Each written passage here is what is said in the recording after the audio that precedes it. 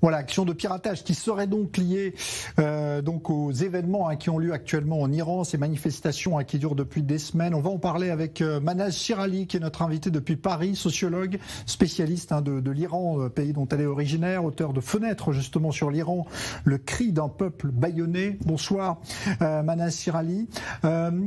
Est-ce que vous pensez que ces hackers justement ont agi vraiment en raison de la situation actuelle, de la situation sociale en Iran?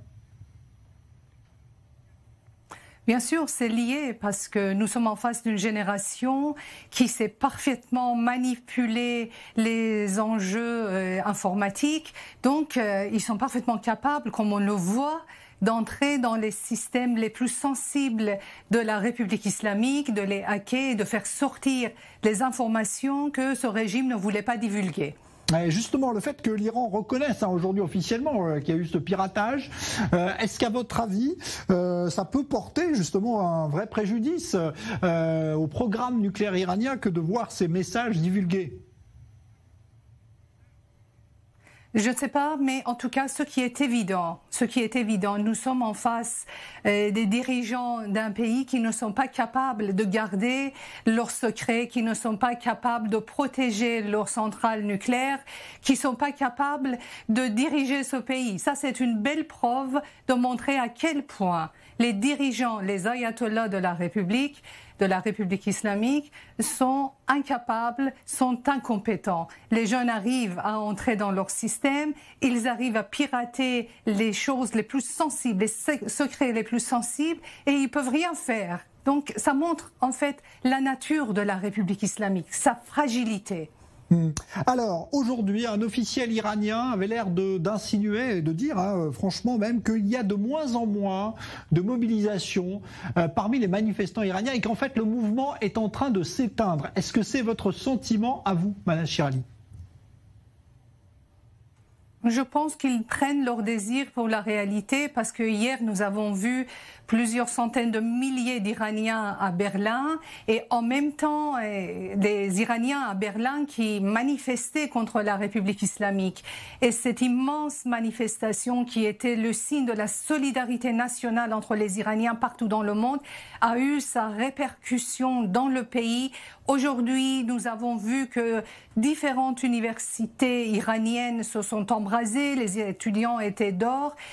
Bon, c'est tout à fait normal que le mouvement n'ait pas toujours la même vitesse, la même ampleur, ça baisse, ça remonte, mais aujourd'hui on a vu encore une remontée extrêmement importante des manifestations et de mouvements de contestation des jeunes Iraniens contre la République islamique. Alors justement, comment vous voyez aujourd'hui ce mouvement évoluer? Parce qu'à un moment, effectivement, il aura besoin d'un nouveau souffle et on sait que la répression est implacable en Iran. Comment est-ce que vous voyez les choses évoluer? Et moi, je vois ce que j'ai vu, je vous explique ce que j'ai vu jusqu'à là. Je ne peux pas prédire l'avenir. Jusqu'à là, nous avons vu quand même un mouvement qui a été déclenché d'une manière spontanée et émotive, mais immédiatement, une forte organisation s'est manifestée. Ils se sont organisés sur les réseaux sociaux, ils se sont organisés dans la rue iranienne et ils ont communiqué leurs slogans, leur musique avec la planète entière et ils ont réussi à transmettre leur message. Donc pour moi, c'est un mouvement qui, malgré sa jeunesse, malgré le fait qu'on n'a pas la même forme politique que les mouvements auxquels on est habitué au XXe siècle, c'est un mouvement des jeunes, un mouvement digne du XXIe siècle qui a ses propres forces, sa propre forme, sa propre organisation.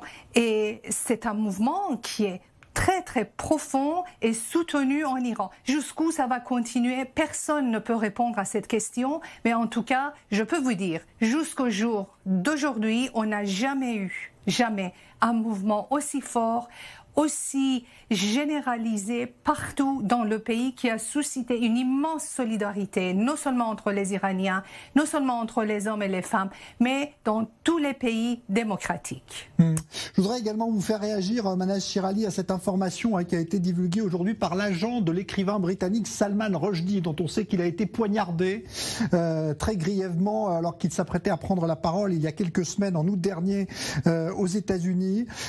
Eh bien, on sait aujourd'hui qu'il souffre de très graves blessures. Il a perdu l'usage d'un œil, l'usage d'une main, et il a encore 15 graves blessures pour lesquelles il est soigné. C'est son agent qui donne pour la première fois de ces nouvelles aujourd'hui.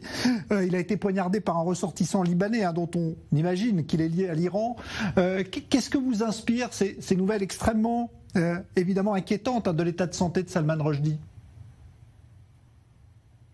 Écoutez, ce malheureux écrivain, à lui seul, représente toute la dimension terroriste de la République islamique. C'est un avertissement pour la planète entière, pour tous les pays du monde, pour voir à quel régime on a affaire.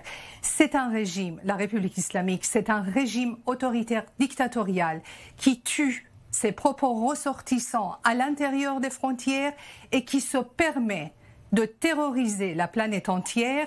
Et ce pauvre écrivain qui a ce sort malheureux, c'est vraiment à lui seul, Salman Rushdie représente toute la dimension terrible de cette République islamique, et on a vraiment l'intérêt à prendre au sérieux. Merci d'avoir été notre invité ce soir, Manal Chirali, sociologue spécialiste de l'Iran, à propos des derniers événements. Donc, Salman Rushdie aussi, donc ces dernières nouvelles inquiétantes données par son agent. Il est âgé de 75 ans et donc souffre de ces très graves blessures. Merci à vous.